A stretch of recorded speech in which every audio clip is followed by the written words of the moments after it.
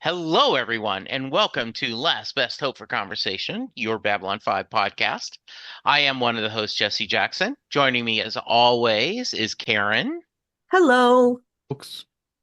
And we are talking Season 5, Episode 18, The Fall of Centauri Prime. Title says it all. Episode aired October 28th, 1998. And Douglas E. Wise, it was the director, written by J. Michael Straczynski. And I think it was another good one. Lou, what are your quick thoughts on it? Yeah, I totally agree with you. I thought this was a very strong episode, and it's finally bringing those events that we've been waiting for ever since Sheridan did his little time jumping there back a couple of seasons ago. It was very great to see it, and I thought that the performances by especially Londo was outstanding. Yeah, I agree. I was complaining that I didn't get to watch it a second time just a few minutes ago. And I really wanted to rewatch this one because it was so good. So yeah, the acting was incredible on all fronts, I think. And just a really good episode. I am going to go back and rewatch it after this, which I don't usually do. Mm-hmm. Yeah, I really remember loving this episode. And when I watched it again, I did watch it a couple times, that it was just really, a lot of things that we went through. I don't know if either you probably didn't, Karen, because you ran out of time, but yesterday I actually went back and watched the Londo parts of The World Without It, the original scenes where we see the future. Yeah. Where he's doing that. I watched those again just to see. So really good stuff. And I'm looking forward to talking to you guys about it. Yeah, I was blown away by that scene that Lou was talking about where Sheridan time jumps and he goes to see Londo and Londo's got the shoulder thing. It really did match the tone of how Peter Jurasik acted in this episode. Yeah. All right, so let's talk about this. Karen, we'll start with you on this. And it's hard to break it down into segments, but let's talk about the Keeper, the Drakh. By the way, JMS in the script book said he hates the Drakh. He doesn't like how they look. He just thinks it was a bad villain. He's not happy with it at all. But you can't go back and change it. But let's talk about that. We find out that Londo is going to get a keeper. I think it answered some of your questions from last week. So, Karen, let's talk about that. Yeah, I'm curious why did he not like the storyline? He thought that he could have done better on that. So if it was a different race, like maybe, do you think that he would have been happier with that? Yeah, I think so. Okay. So I thought that they were a good villain. They looked weird and just really off-putting. And I think that works for a villain. Mm-hmm. The dude that you could see that was a humanoid, he looked very menacing. And the way he acted was very villainous. I buy into it 100%. And that shoulder thing, I kept calling it a slug because how it looked in that one episode, but apparently it's more like a spider. Yeah. And seeing it wrap around Londo was, wow, just crazy weird. Mm-hmm. I actually was calling it a xenomorph a little bit last week. I was talking to my husband about it, like a face hugger. I don't have any complaints. That's the feeling with JMS. Like he doesn't like it because he's so close to it. Yeah. But I think it's cool. So yeah, I thought the Drakh were just menacing enough to be believable, to me at least. Lou, and then I'm going to ask you guys a couple more specific questions. On the villain? Yes. Yes, it did. It answered why Londo submitted to the Keeper quite clearly. As to the villain, I don't really think that they're that important, to be honest, in the story, because it's what happens to Londo is what's important. The Keeper's Yeah, just a plot device, so I wasn't really expecting any major nuanced or off the eat chewing the scenery kind of villain. I guess was really the only yeah, options they would have had there. It served its function, could have looked more menacing, maybe, perhaps, but if you're going to keep the villain in the background, it's like the Sauron problem in Lord of the Rings, right? Like it's there in the background, but once you actually see him, or it's always usually a letdown. And Lord of the Rings, it was just this big flaming eye, and then this, it's just a guy with alien makeup on. So yeah, okay, whatever. But it's the story. Though I thought the Keeper looked different than what I remembered from the World Without End episode. It seemed to be more of a tumor kind of thing on him, but I don't hmm know. Maybe that's because he was fighting it over the years, trying to undermine its decisions or whatever. I don't know. Yeah, but yeah, it served its purpose. But yeah, it wasn't a part of the episode that I was really jamming on for a big kind of cool reveal or anything. Did you understand the motivation of the Drakh now after listening to this? Okay. Londo screwed them over, so they're screwing him over. Yeah. And also, I think, Karen, any thoughts? I thought that it was maybe just against the Centauri, but it is a personal vendetta against Londo for blowing up the island. And I thought it was cool that they were turning it around on him, that they had a device like he had. That's very tit for tat kind of thing. So yeah, I get it 100%. Yeah. And I thought that it was cool that they're sitting there going, we want to alienate everyone against this planet so we can be free to do whatever we want to do. And Londo is stuck with this. The regent says they learned from you, and he's, holy shit, I did blow him up. I did talk about that. And the motivation on why we would do this, because they'll destroy everything in Centauri. And I thought that was really where he's stuck. And they have that great line where he says, I have all the power and no choices compared to when I had no power and all the choices I could want. And I think it's hitting him where he hurts because they've set this up through all the seasons that Londo is first and foremost loyal to the Centauri. And so that's his heart, is Yeah. making sure Centauri, while he wants power, he also wants what's right for his planet. It's worse than them just killing him. Any thoughts on let's talk about Jakar and him. Lou, you're the one that has been very hard on Londo and not like, how can we forgive him, right? Hmm. So what were your thoughts on this with him? One, I love Jakar. He saves Jakar. And they say, yeah, but you would have done it. And Jakar goes, yeah, but I'm a better person than you. I just love that answer. What are your thoughts on with Londos, with Jakar saying, I can't forgive your people, but I can forgive you? I think Jakar is a better person than I am. Yeah. Okay. Too. So that was a good line. Yeah. Uh, yeah, I don't know. That was almost a near genocidal. So for Jakar, even though he's got a higher level of morality now, I guess I still find it hard to believe that he would Yeah. be that high. That to me, that kind of forgiveness would require like godlike powers hmm Yeah. of awareness. So I didn't buy it. I know we're supposed to buy it, but no, I didn't buy it. But again, nothing against the actors. I thought they acted the hell out of the scene. I thought they did a great job, but the story still doesn't, the arc of the story just doesn't fly for me. I'm a little different. I did buy it because I think that it's in Jakar's character to be that way. And I think he knows that.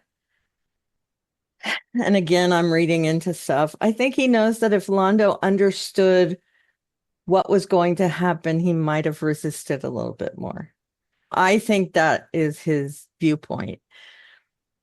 I feel. And I got teary during this episode where Londo is saying goodbye to everyone, and he doesn't outright come out and say they're manipulating me, but I think that there's a feeling that people get that he's doing something against his will here. Mm-hmm. And I think in particular with Jakar, because he, with his actions, he says he cares about Jakar, and then he pushes Jakar away and he says, I will never see you again. Yeah. So that Jakar will stay away, so that Jakar will be out of his messiness. And I think that says something to Jakar that Londo is not coming out and saying. Yeah.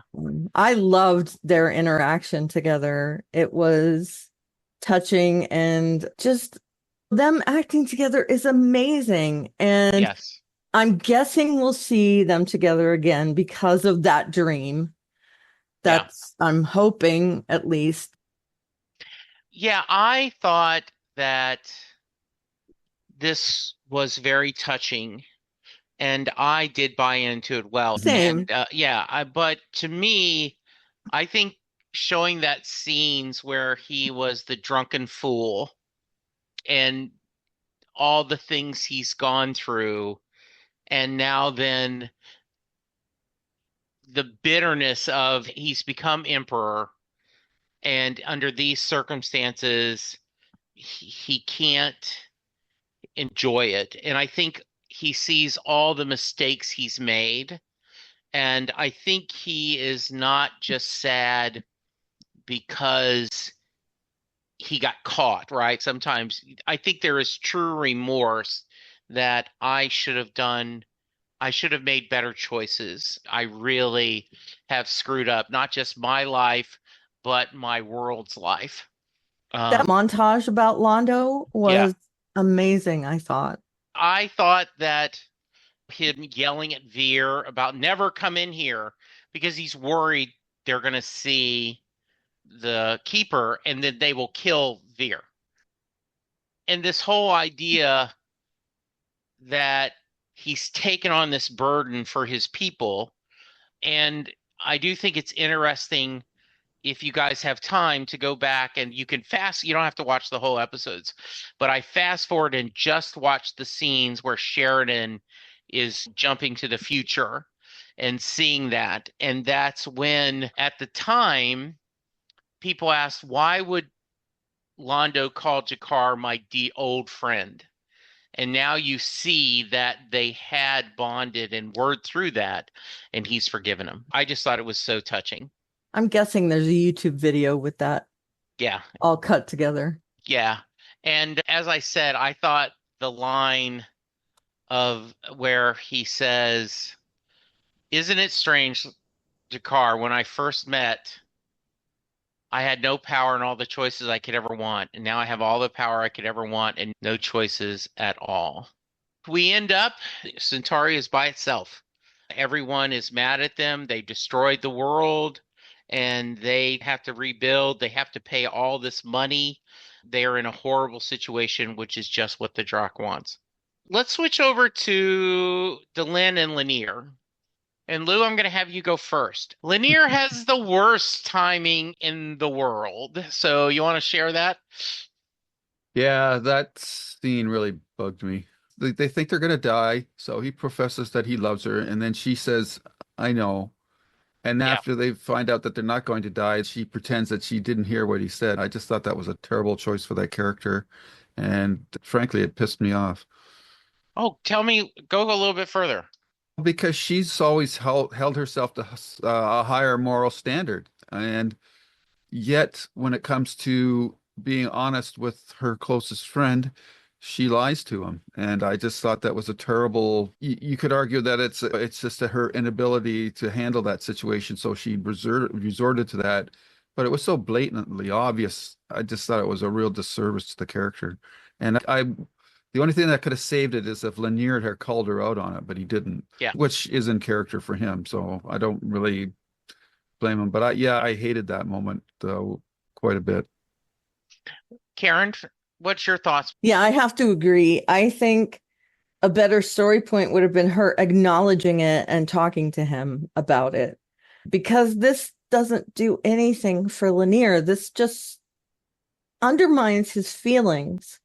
And I found it not like Delenn to avoid a situation like this. I don't know why he still cares for her as much as he does because of how she has treated him.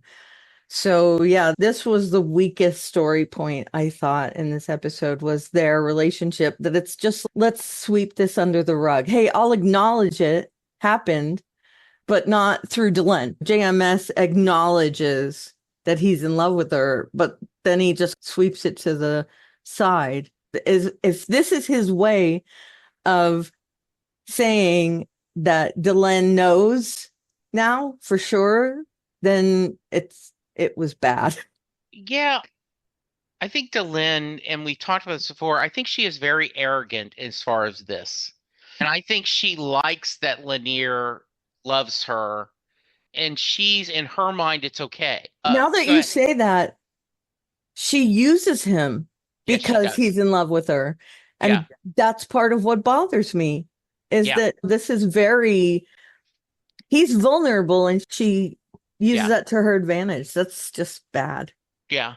So in the script book, he goes back to, and he has said this, that early in the arc, Bill Mummy went in and said, I think Lennier is in love with Delenn.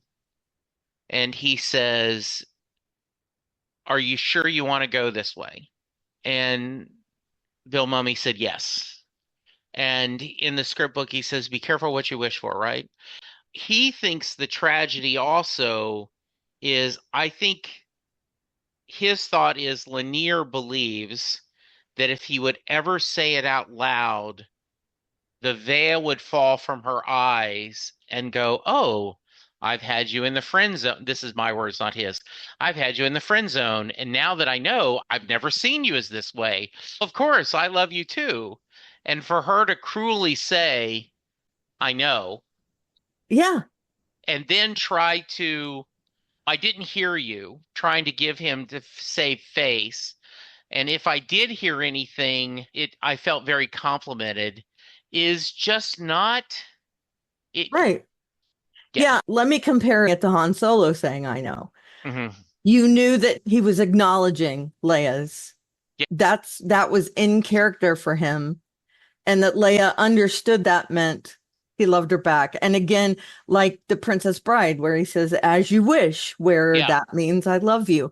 Lou? Yeah, absolutely. Okay. Yep. Yeah, it does not make her look very good. No, it's bad. Yeah. MS ever addressed this or?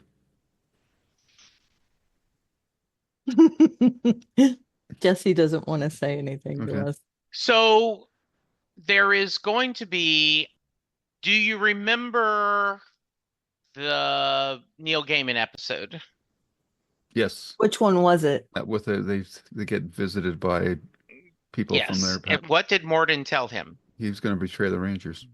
So throw that with this. So is that the device?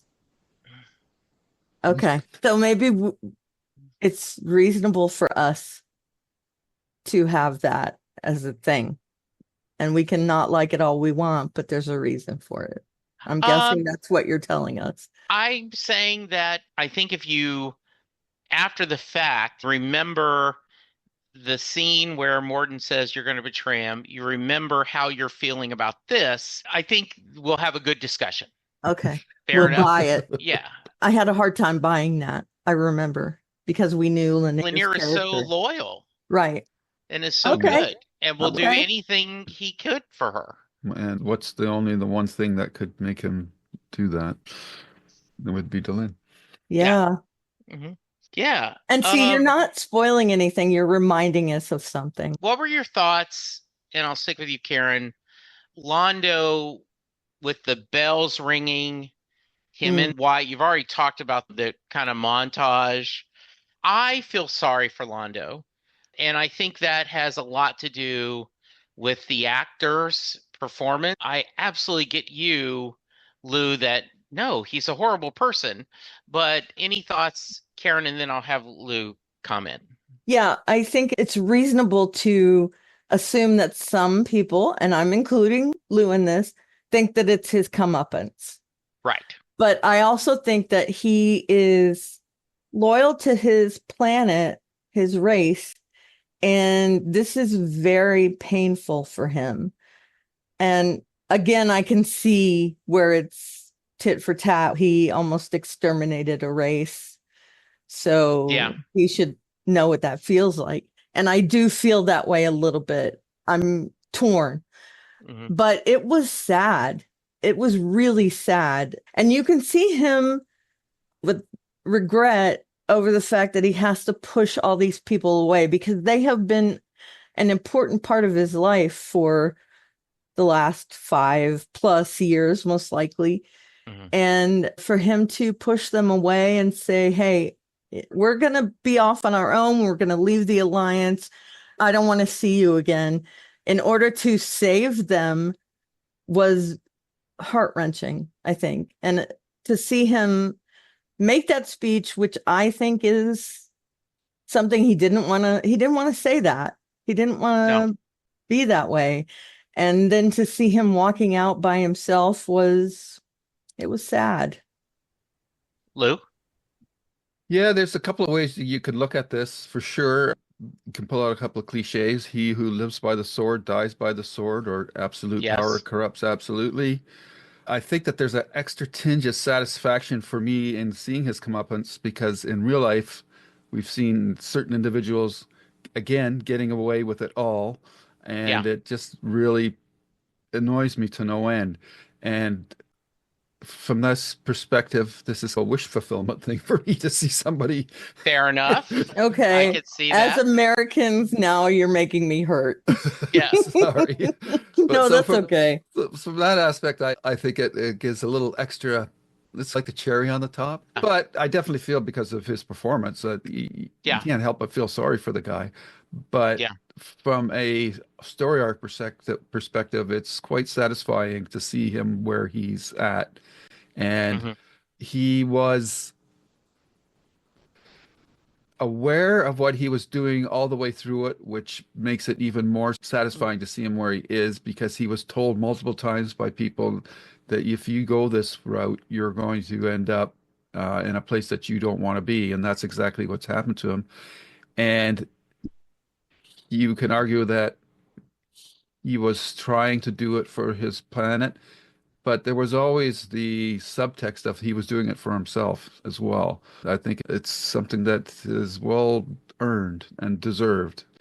And yes, I can still feel sorry for him because I've known him as a character for these 4 or 5 seasons. But even the worst criminals at some early parts of their lives, they were probably really not that bad people. But it's what you do when you're held accountable for your actions as an adult is where it really matters. And this is where he's at. Man, this really it hurts deep in my soul because I make fun of people that are like, but he built good roads. And I can't help but hate those people. Like, and I don't hate easily. Yeah.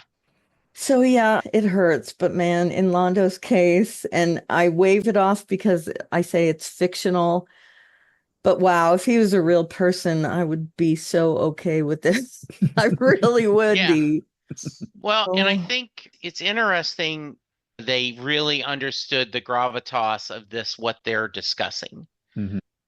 And I brought this up a lot, but the idea of seeing where these two people end up is amazing when if you rewatch the pilot and you're yeah. seeing that. And I did do a little bit of a deep dive on YouTube, and there is a scene in the first season where Michael stops. Londo is going to kill Jakar because of what Right. happened, and he stops him, and he won't let him do it. And he says, I guess he and I still have a destiny to meet. And so he has known that Jakar will kill him one day. Do you It think maybe now he's happy about that? That he um wants to die because of all this stuff that has happened to him. I wonder if he still suspects whether this will happen or not. But if you rewatch the scenes, he says, "Old friend, I'm tired of living." Yeah, I can feel him. He is waking, and he will stop. You need to kill me because the keeper will make him sound the alarm about John right, and Delenn. And so he sacrifices himself to save them. right. I think it's poetic that it's Jakar Yeah, because at this point, before I would think Jakar is mad at him and he's the yeah, most logical person. But now I think Jakar and he have this bond. And so he's the best person to take yeah, his life because now Londo is satisfied that it's yeah. working out the way. I do. I'm Okay. I did at the end, they're wrapping everything up, and Lita says, "We're not ready yet." And she goes, "Don't ask me how I know that." And I thought Zach not reading the room was pretty funny. Hey, we Yeah. won. Everything's good. They're just And they're all staring at like, him. huh? Huh? Zach doesn't know all that stuff that happened. He No. wasn't there. So, yeah, from his perspective, they didn't have an all out war and all that. I get it. Mm-mm. So, Uh, I'm assuming that's the Vorlon speaking through Lita. or at least had left her that. And Yeah, that yeah, it exactly. was planted. Yeah, I think a couple things you guys talked about last week we didn't get to cover. Keepers can't be seen unless they're chosen to be seen. You guys were asking that. A keeper doesn't control you all the time. It's only when its interests are at stake. Um, and he also, in Lurker's Guide, they said, were there people with keepers that put the bombs everywhere? Or was this one of the things that they established when the emperor or the regent says something, they just blindly follow? And are they bluffing? Are there really bombs everywhere? We don't know. He can't take that chance. Chance. No. All the windows are boarded up in the palace. And Yeah. that was Veer is the one who said, well, you could always block the windows. Yeah. So he's taking Veer's advice. All right. Hmm. Them walking down the hallway Yeah. and then Londo coming to meet them and to talk to him and him saying, "Don't see me again." That again was another scene that made me tear up a little bit. And then seeing Delenn say, "I can't see your future. It's cloudy." Yeah. Was also sad, I thought. A couple weeks ago, when Londo left Babylon 5, that was the last time he'd ever be at Babylon 5. And Joe talked about it. That was a sense of sadness for him because he knew Yeah. that character would never be there anymore. And the audience didn't know it at the time. Oh, and learning about San Diego too. I Yes. forgot. That Yeah. was, we've heard references to that a couple of times. And then hearing how it went down, that people had these weapons, they didn't know how to use them, but they used them anyway. It really did make me think Yeah. about, is that really happening? Any final thoughts before we give our ratings? I'm just wondering, this is the 18th episode, and we've got one, two, four left. I'm wondering, what are they going to do with the next four episodes? This, again, we've resolved the big story arc of the season, and anything else after this is going to be anticlimactic. And there's a couple of things. Franklin makes references to San Diego, as Karen mentioned, with about these devices. I guess there could be other devices. Is Garibaldi's drinking ever going to get called on the carpet? That seems to be swept to the side for the moment. His lapse was one of the big reasons why that attack happened. Is he going to get called for that? I don't know. And then I'm still trying to wrap my head around the fact that the last episode of the season is the one that they filmed for the last episode of the previous season. Right. So we really only have 3 episodes left. So how are they going to position all these characters to be, unless the last episode of the previous season had a time jump in it already? I don't know how they're going to get around that? And will it be satisfying? Because how well will it relate to what's happened in this season? I don't know. So I'm curious about the final episode, and I'm just wondering, okay, so Centauri's fallen. What are we going to do now Yeah. for 3 episodes? And is Lockley going to get out of the black hole she fell into? Yeah. Because So we have Wheel of Fire, Objects at Rest, Sleeping in Light. hmm yeah, but And Sleeping in Light, I'm putting that aside for now because we know that it's different from the next 3 episodes. So the next 3 episodes are going to be ones that relate to the season. yes. And then the last episode is going to be set apart from that. Yeah. So three episodes, they vex me even more than 4 episodes. I want to see what happens in these 3 episodes. And I hope they're as good as this one and the last one. Okay. Good. All right. I'm going to remain mute. I think let's talk about, we need to wrap up Garibaldi's storyline. What's going to happen with Lita? We still have a hanging thread of Lennier. Yeah, okay, that's where we're going. Yeah, Yeah. exactly. And Jakar and his religious His Bible. Where we're going now. All right. Hope I didn't spoil anything. No. Okay. It's sitting right there, so it's Okay. it's not a big All right.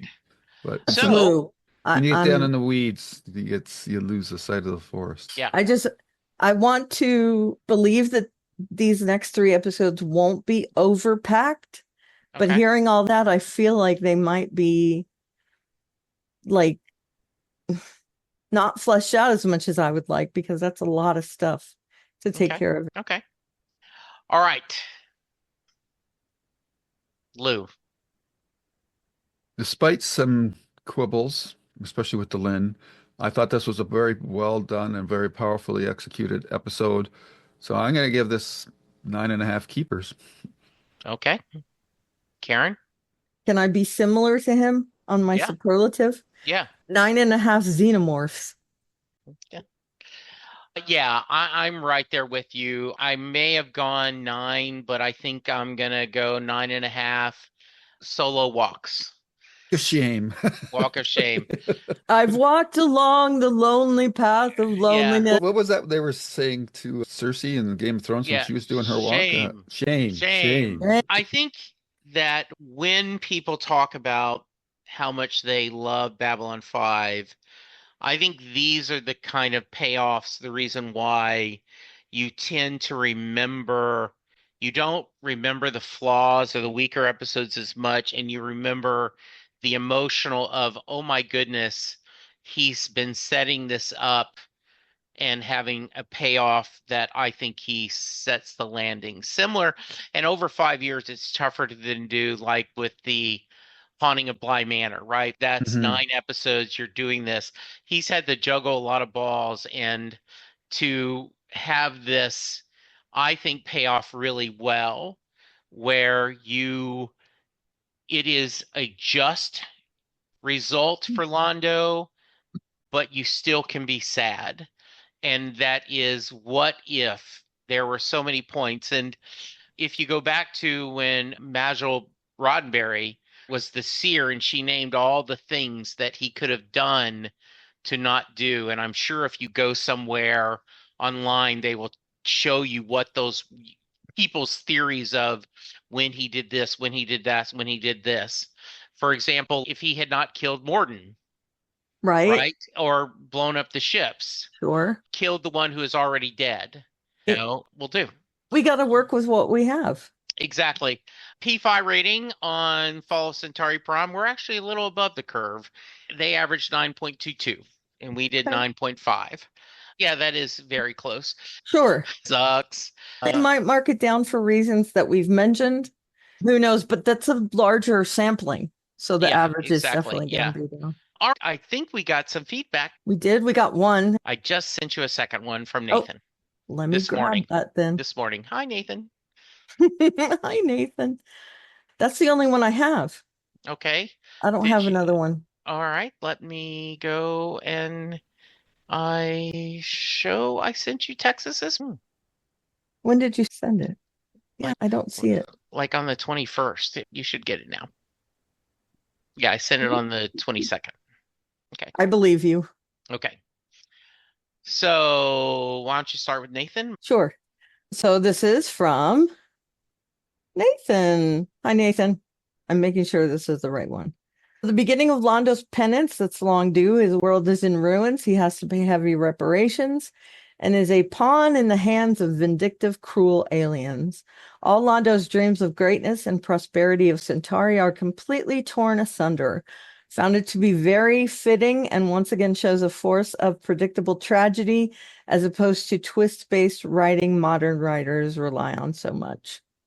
Yeah, I agree there, Nathan. You might have many questions about the future Sheridan saw.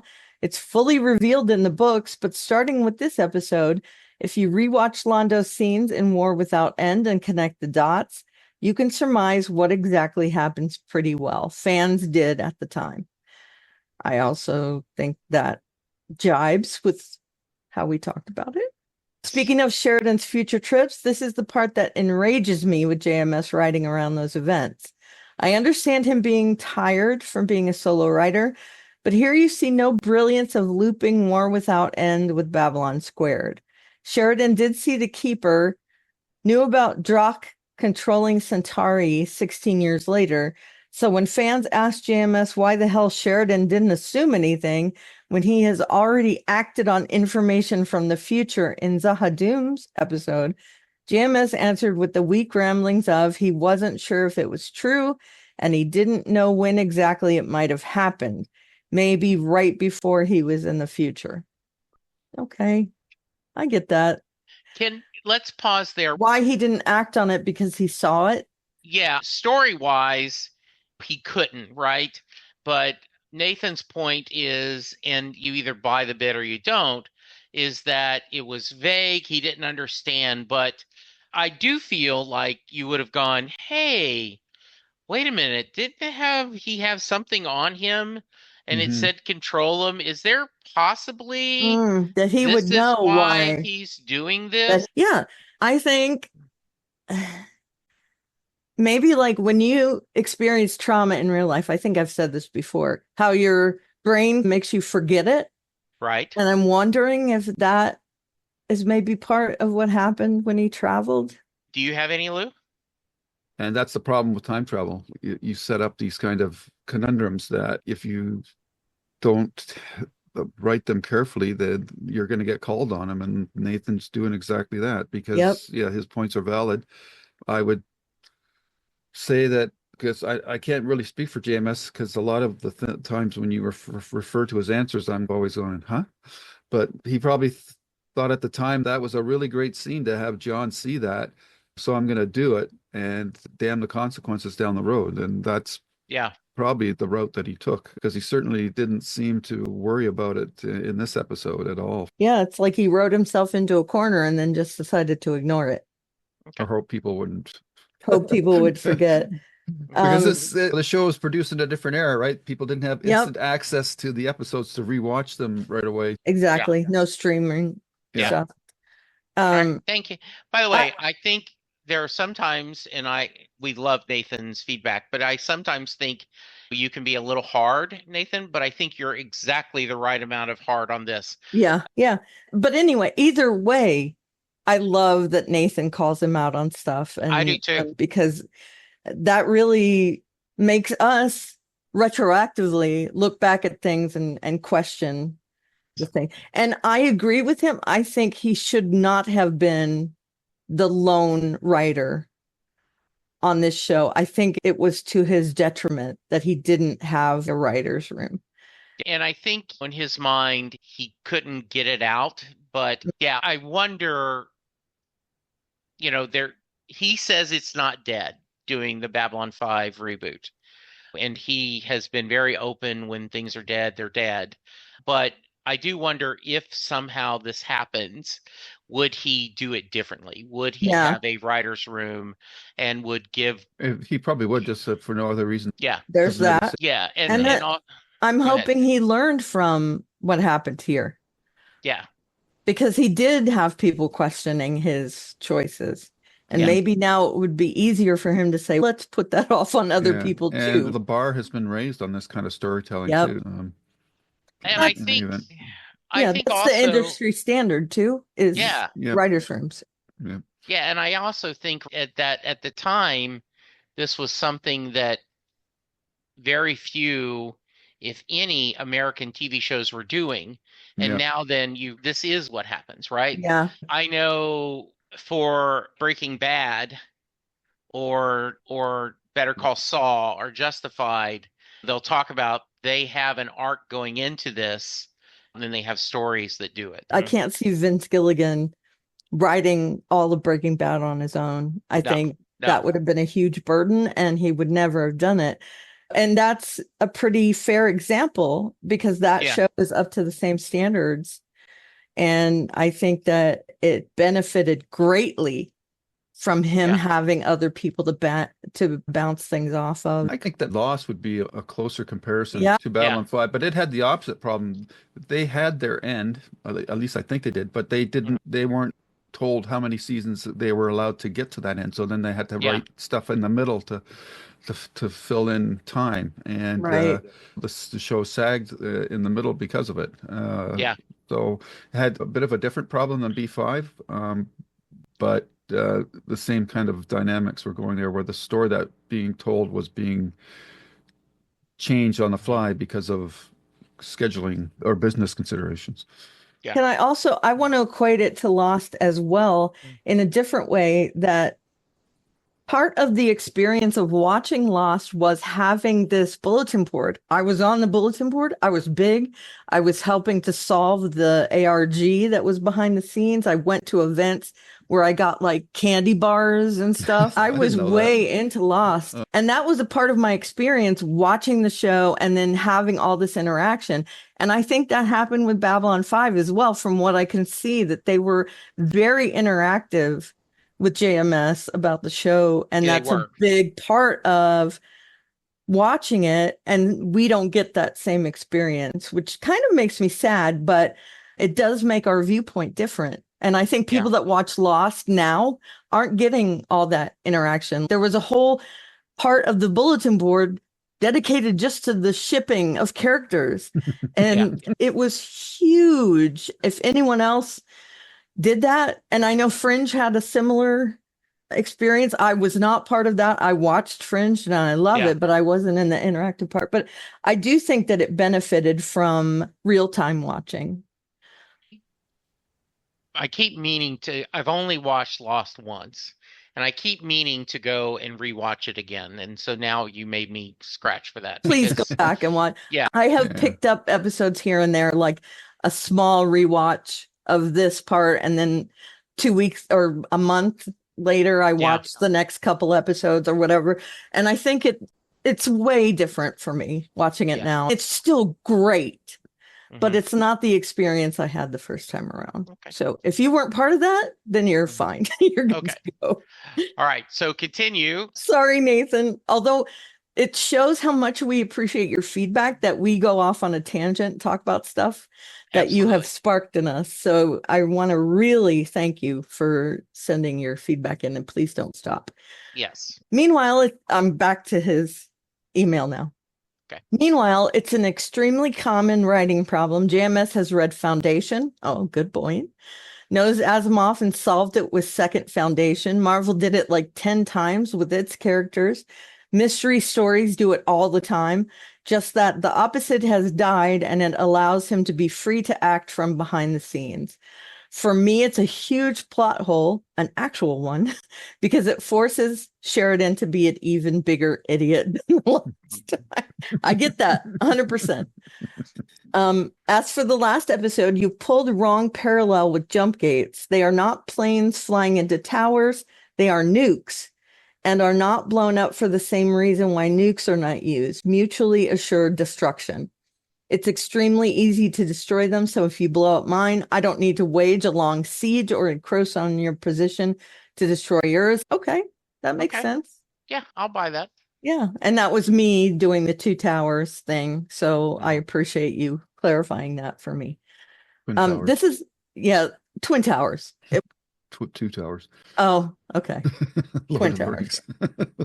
Rings. Two Towers. Yeah, you can tell I'm watching those movies right now. This is why Narns were not destroying Centauri jump gates when losing a war. Same for Shadows. They were not nihilists. They were social Darwinists. They wanted a relatively controlled, protracted conflict that forced evolution in those who survived. Also, gates didn't come out of unknown sources.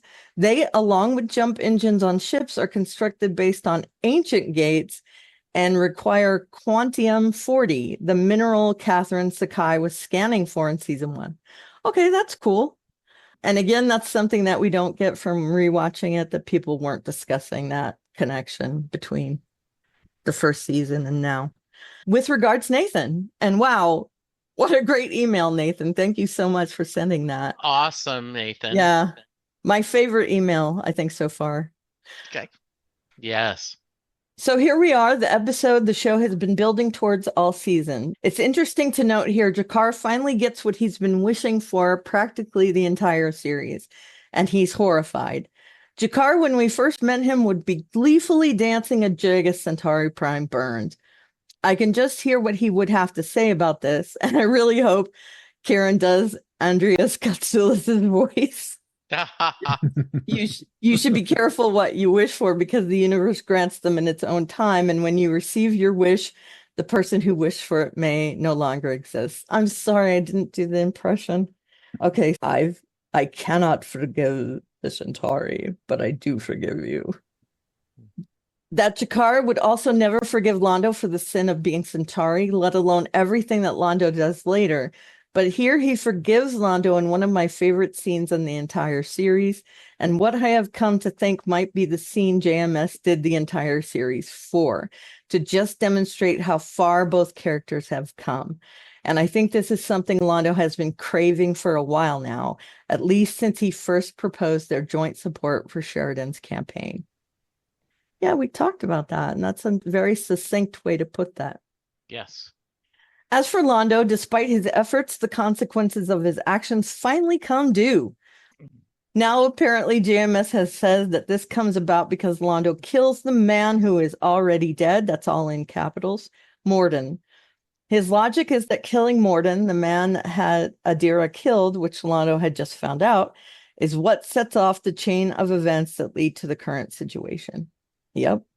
And the flashback does seem to suggest that. However, I have an issue with this in that the Vorlons were hours from Centauri Prime, and they were willing to destroy the entire planet just because they saw Londo as tainted by the shadows, let alone Morden. I failed to see how keeping him alive would have any benefit. Okay, let me say that we can say that as viewers, but the shadows didn't see that. And the Vorlons didn't see that. So I think it's a, hey, we can look back on it and say, why didn't they? Yeah, I see where he's going with that. It's 2020. They didn't have 2020 vision. No, you're not. Okay. JMS has also said that the eye that cannot see was the eye, the heirloom we saw back in season 1. But that happened before Londo even got that prophecy, which said it was still to come. So Londo's fate now comes full circle. He gets the Keeper, and we know how his story will wind up. But as been shown in the past, the Keeper's control is not perfect, and he is still able to do things without it noticing. And even as he is made a prisoner, he starts making moves. The first of which is to place his most important piece on Babylon 5 beyond the reach of the Drakh. And what of the Drakh? What they've essentially done is engineer interwar Germany, a defeated, resentful people hit with what, from their perspective, are unfair demands for reparations, making them think the entire galaxy has turned against them. Their ignorance was a critical component. The Centauri had to not just think, they had to know that they didn't do anything. This would be why the ministers were seemingly completely in the dark about what was going on. I can just imagine them as the announcements are made, looking at each other and going, but we didn't do anything this time. So now the The entire Centauri Republic has become a giant cauldron of rage and anger that they will let stew for years until they are ready to unleash their righteous fury.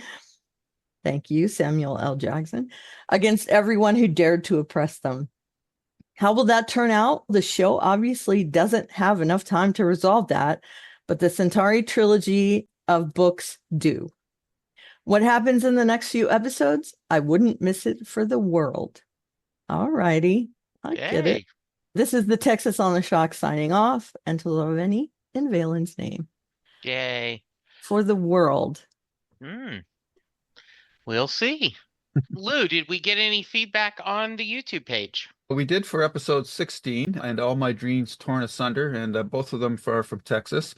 He references, I think that it was a comment that you made, Jesse, that JMS thought no one would remember his comments in 15 years, and 25 years later, we're still digging them up. And again, I think that's just showing that JMS, when he made that remark, that was pre-internet, and now everything is preserved. And then we get into a philosophical one about he's saying that Londo never ordered the killing of civilians directly. What he did was stand aside while others did. And I would add to that he did more than just stand aside. He facilitated the conditions that made it possible for the killings to take place. While we can have an argument over how responsible that makes him, I don't think he would ever do it of his own volition. And to me, that's a true sign of a coward. So that's all I would say about that. Yeah. No, that's it. Okay. All right. So we will be off next week. I have family coming into town, and so I will not be able to record. So we're going to skip a week. And then that makes me angry. Yes, I'm sorry. I know it's okay. It's his revenge for Bly Manor. Making him wait an extra week for that. Yeah, there's only 3 episodes. So hard now to believe. Wow, what a journey. It's gone. Yeah. A great journey, by the way. So total 4. I'm gonna watch the next episode. Yeah. Yeah, and you could, because you have time, you can watch the Fall Centauri Prime again. I will. Yeah, good. Because like I was telling them before we went on, I didn't have a chance to watch it twice, which I usually do. So I like to catch everything that I missed. I'll rewatch this one. But if someone wants to reach you, how can they, Karen?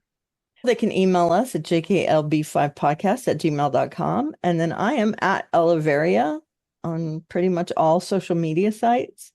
I'm not on Facebook. And then I have a blog, which is alliestuff.com. You can go to alliestuff.com/links. And that's a page of all our links.